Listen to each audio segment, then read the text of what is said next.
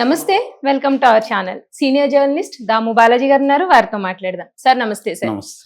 Sir game changer movie collections first day ఎలా ఉంది sir? అంటే ఆల్రెడీ టాక్ కొంచెం మిక్స్డ్‌గా వచ్చింది. కొంతమంది నచ్చిందన్నారు. కొంతమంది ఒకసారి చూస్తే చాలు అన్నట్టు, ఒకసారైనా చూడాలి వెళ్తున్నాము అన్నట్టు అన్నారు. అసలు ఫస్ట్ డే కలెక్షన్స్ ఎలా ఉన్నాయి సార్? కానీ కలెక్షన్స్ చూస్తే ఓవరాల్‌గా బానే వచ్చాయి అంటున్నారు. అది ఎంతవరకు నిజం? కలెక్షన్స్ అంటే ఇప్పుడు ఏమైందంటే ప్రతి సినిమా ఒక 'బాహుబలి', ఒక 'త్రిబుల్ ఆర్', ఒక 'కేజీఎఫ్ 2' లేకపోతే రీసెంట్‌గా 'పుష్ప 2' ఇలాగా ఊహిస్తా ఉన్నారు. నిజానికి ప్రతి సినిమాకి ఆ కైండ్ ఆఫ్ కలెక్షన్లు ఎప్పుడు కూడా రావు. ఎందుకంటే అవి ఎక్స్ట్రాడినరీగా ఉండి మొత్తం పాన్ ఇండియాని అట్రాక్ట్ చేస్తే కానీ ఆ కలెక్షన్లో. కానీ ఇప్పుడు ఏమైపోయింది, తీసేటప్పుడేమో ప్రతి సినిమాను పాన్ ఇండియా అని చెప్పడం, పాన్ ఇండియా అనగానే మామూలు కథని కూడా పెంచేసి డబ్బులు పెంచేసి పెద్ద ఎత్తున ఖర్చు పెట్టేయడం, హీరోలకి రెమ్యునరేషన్ ఎక్కువ ఇచ్చేయడం, నెంబర్ ఆఫ్ డేస్ ఎక్కువ తీయడం, ఇది జరుగుతుంది. అవును సార్. అన్నిటికంటే ఇంపార్టెంట్ ఒక విషయాన్ని మర్చిపోతున్నారు. అదేంటంటే స్క్రిప్ట్ని పక్కన పెట్టి మిగతావన్నీ చేస్తారు.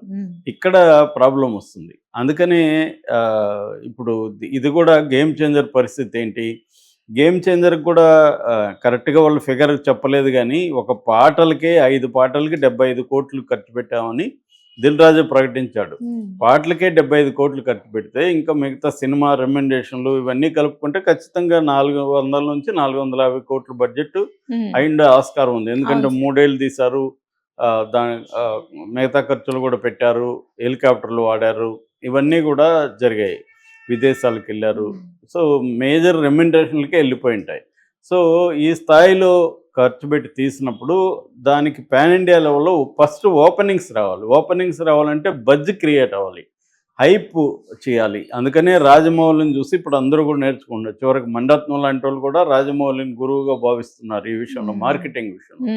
అంటే సినిమా అనేది ఒక ప్రోడక్ట్, ఈ ప్రోడక్ట్ని దాన్ని అర్థం చేసుకొని దీనికి ప్రతి ప్రోడక్ట్కి కొన్ని క్యారెక్టరిస్టిక్స్ ఉంటాయి, అంటే కొన్ని రకాల లక్షణాలు ఉంటాయి. ఆ లక్షణాలని ఎట్లా ఫోకస్ చేయాలి, అట్లాగే ఆ ప్రోడక్ట్ని కన్జ్యూమర్స్ ఉంటారు. ఇప్పుడు ప్రేక్షకులందరూ కన్జ్యూమర్స్, సినిమా ఒక ప్రోడక్ట్, దీన్ని ఎలా తీసుకుని వెళ్ళి ప్రేక్షకులకి చూపించాలి అంటే ఆ ప్రోడక్ట్ని మనం ఇమ్మీడియట్గా వాడాలి. ఇప్పుడు ఐఫోన్ ఉంది, ఐఫోన్ కొత్త వెర్షన్ మీద అని ముందుగా ఒక హైప్ క్రియేట్ అవుతుంది. అవి అంట ఏఐ వచ్చిందంట, అదంట. అందరికీ ఏంటంటే మనం ఐఫోన్ లేటెస్ట్ వెర్షన్ 16 వచ్చింది, కొత్తది 16 వాడాలి అన్న ఫీలింగ్ తెప్పించాలి. అది దొరకట్లేదంట, దానికి ఇదంట, 1 మంత్ బుక్ చేసుకోవాలంటే రకరకాల. అలాగా సినిమాకి కూడా అలాగా చేయాలి. అంటే ఈ సినిమా ఫస్ట్ షో చూడకపోతే మనం మిస్ అయిపోతాం మేము. అది నేను ఆ మధ్య చెప్పాను, పోమా అని, fear of missing out. So ఈ ఫియర్ ఆఫ్ మిస్సింగ్ అవుట్ అనే ఫీలింగ్ని క్రియేట్ చేయాలి. అది ఫెయిల్ అయింది ఈ సినిమా విషయంలో. గేమ్ చేంజర్కి అలా రాలేకపోయింది, అంత హైప్ రాలేదు. దానికి ఒక కారణం పుష్ప 2 గొడవలు, దీనివల్ల మొత్తం దీని చుట్టూ ఉంది, కానీ గేమ్ చేంజర్కి రాలేదు. దిల్ రాజు కూడా మరి ఎందుకనో రాజమౌళి సహాయం తీసుకొని మార్కెటింగ్ చేయలేకపోయాడు ఆ స్థాయిలో. అదే పుష్ప వాళ్ళు, సుకుమార్, వీళ్ళందరూ కూడా రాజమౌళి గైడెన్స్లో వాళ్ళు చేయగలిగారు, వీళ్ళు చేయలేదు. అందుకనే అది ఓన్లీ ఆంధ్రప్రదేశ్లో ఒక రిలీజ్ ఫంక్షన్ పెట్టారు తప్ప హైదరాబాద్లో కానీ చెన్నైలో కానీ మిగతా చోట్ల పెట్టలేదు. సో అందువల్ల దానికి రావాల్సినంత హైప్ అయితే క్రియేట్ కాలేదు. ఆల్రెడీ శంకర్ నెగిటివ్లో ఉన్నాడు, ఫామ్లో లేడు. ఒక్క ఇతను బలం మీద వెళ్ళాలి, ఎవరు, మన రామ్ చరణ్ కూడా సోలో హిట్ ఈ మధ్యకాలంలో లేదు. 3RR కూడా ఎన్టీఆర్, రామ్ చరణ్, అది ఎక్కువగా రాజమౌళి అకౌంట్లోకి వెళ్తుంది ఆ సినిమా.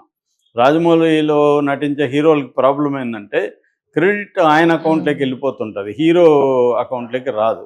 సో ఇది కానీ వచ్చునుంటే రామ్ చరణ్కి వేరే రకంగా ఉండేది కెరీర్. కానీ దురదృష్టవశాత్తు ఏంటంటే ఇది మిక్స్డ్ టాక్ అని మనం అనుకుంటున్నాం, కానీ పేరుకి 90% నెగిటివ్ టాకే వచ్చింది.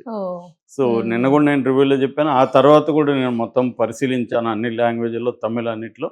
సో ఏదేమైనా మిక్స్డ్ టాక్, రివ్యూ టాక్, ఫైనల్గా చెప్పేది కలెక్షన్స్. అబద్ధాలు చెప్పు, మనుషులు చెప్పచ్చు, లేకపోతే దీని మీద కోపం ఉంటే నెగిటివ్గా మాట్లాడచ్చు, ప్రేమ ఉంటే పాజిటివ్గా మాట్లాడచ్చు. కానీ కలెక్షన్లు అసలు నిజాన్ని కలెక్షన్లు మాట్లాడతాయి. సో కలెక్షన్లు చూసుకుంటే మనకి ఏ భాషలో ఏ కలెక్షన్లు వచ్చాయని చూసుకుంటే ప్రధానంగా తెలుగులో 38 కోట్లు కలెక్ట్ చేసింది 2 రాష్ట్రాల్లో. ఇది హైయెస్ట్ కలెక్షన్ అనమాట. హిందీ 7 కోట్లు. హిందీ కూడా నాట్ బ్యాడ్ అని చెప్పొచ్చు. ఎందుకంటే హిందీలో ఆల్రెడీ పుష్ప 2 ఉంది, ఆల్రెడీ మార్కో ఉంది, బేబీ జాన్ ఉంది, తర్వాత ఆయన పతా అనే ఒక సినిమా ఉంది. ఇవన్నీ పోటీ ఉన్నాయి. ఆ పోటీలో కూడా 7 కోట్లు కలెక్ట్ చేయడం అంటే ఒక డీసెంట్ కలెక్షన్ అని చెప్పొచ్చు. కాకపోతే ఈ రేంజ్ బడ్జెట్కి ఆ 7 కోట్లు సరిపోతాయి ఫస్ట్ డే అంటే డౌటే. ఏదేమైనా అది ఇక తమిళనాడులో చాలా పూర్ అండి. తమిళనాడులో యాక్చువల్గా దీనికోసం ఇడాము ముయర్చని అజిత్ సినిమాను కూడా పోస్ట్పోన్ చేయించారు. కానీ తమిళనాడులో దీని పట్ల డే 1 నిన్న కూడా రివ్యూలో చెప్పాను, మార్నింగ్ నుంచే నెగిటివ్ వచ్చేసింది. మార్నింగ్ 7 గంటలకి 8 గంటలకి అంటే నా అర్లీ మార్నింగ్ షోకి వెళ్ళిన వాళ్ళు బయట అంతా చూస్తే ప్రతి 99% నెగిటివ్గా చెప్తున్నారు పీపుల్. అక్కడ శంకర్ అభిమానులు కూడా కోపంగానే చెప్తున్నారు. సో అందువల్ల 2 కోట్లు మాత్రం తమిళ్లో కలెక్ట్ చేసింది. ఓవరాల్గా ఇది ఇప్పటి వరకు నిన్న హిందుస్థాన్ టైమ్స్ ప్రకారం 47 కోట్ల 13 లక్షలు మాత్రమే ఫస్ట్ డే కలెక్ట్ చేసింది. వేరాజ్ మనం పుష్ప 2 చూసుకుంటే దాదాపు 300 కోట్లకి వెళ్ళింది. 294 కోట్లు ఫస్ట్ డే కలెక్ట్ చేస్తే పుష్ప 2, ఇదేమో 37 కోట్లు కలెక్ట్. అంటే దాంతో కంపేర్ చేయకూడదు ఇది. అందుకనే నేను ఈ ఉపోద్ఘాతం అంత ఎందుకు చెప్పాను అంటే, ఒక సినిమాని మనం ఎలా ఎక్స్పెక్ట్ చేస్తున్నాం అంటే బడ్జెట్. ఇక్కడ ఏంటంటే ఇప్పుడు ఓవరాల్గా నిన్న ఆక్యుపెన్సీ రేట్ చూస్తే మార్నింగ్ షోకి 55.82% అంటే 56 వేసుకున్నారు. అప్పుడు 56% ఓవరాల్గా మార్నింగ్ ఆక్యుపెన్సీ, థియేటర్లో ఆక్యుపెన్సీ రేటు 56% రేట్ ఉంది. ఇట్ ఈస్ ఏ డీసెంట్, ఇది మామూలుగా అయితే. కాకపోతే మనం ఎక్కువగా ఉండాలి కదా అనుకుంటే అంత లేదు, హౌస్ఫుల్లు అలా లేవు. మ్యాటినీకి వచ్చేసరికి అది తగ్గిపోయిందండి. 56 నుంచి 39కి పడిపోయింది మ్యాటినీకి వచ్చేది. మళ్ళీ ఫస్ట్ షోకి కొద్దిగా పికప్ అయింది, 50% వచ్చింది ఫస్ట్ షోకి. ఏదేమైనా ఇది యావరేజ్లో పూర్ కలెక్షన్లు అని చెప్పచ్చు. ఇక బిజినెస్ కానీ తీసుకుంటే మనం అసలు ఈ సినిమా ఎంత బిజినెస్ అయింది, ఎంత డబ్బులు రావాలి, ఫస్ట్ డేని బట్టి డబ్బులు వస్తాయా రావా అనేది మనం అంచనా వేయచ్చు. బిజినెస్ పరంగా చూసుకుంటే తెలుగులో ఇది 122 కోట్లు బిజినెస్ అయిందని చెప్తున్నారు 2 భాషల్లో. కర్ణాటకలో 14 crores, తమిళనాడులో 15 crores, కేరళలో 2 crores, హిందీలో 42 crores, ఓవర్సీస్ 25 కోట్లు. ఓవరాల్గా 220 కోట్లు గేమ్ చేంజర్ బిజినెస్ అయింది వరల్డ్ వైడ్గా, థియేట్రికల్ బిజినెస్. ఇప్పుడు ఈ 220 కోట్లు రావాలంటే గ్రాస్ 450 కోట్లు కలెక్ట్ చేయాలి. గ్రాసు షేరు 225 కోట్లు. గ్రాసుకి షేర్కి ఉన్న తేడా ఏంటంటే, గ్రాస్ అంటే ఓవరాల్గా వచ్చే కలెక్షన్, షేర్ అంటే ఎగ్జిబిటర్లకి డిస్ట్రిబ్యూటర్లకి ఇవన్నీ పోగా, ట్యాక్స్లు ఇవన్నీ పోగా ప్రొడ్యూసర్కి వచ్చే నికర అమౌంట్ షేర్ అనమాట. ఆ షేరు 225 కోట్లు వస్తే ఈ బ్రేక్ ఈవెన్ వస్తుంది. అంటే కొన్న వాళ్ళకి అందరికీ లాభం వస్తుంది, కనీసం వాళ్ళు పెట్టింది వస్తుంది. ఇది ఇంత వస్తుందా అంటే ట్రేడ్ పండితులు చెప్తున్న దాని ప్రకారం వచ్చే పరిస్థితి కనబడలేదు. అంటే ఓపెనింగ్ని బట్టే మనకు అర్థమవుతుంది.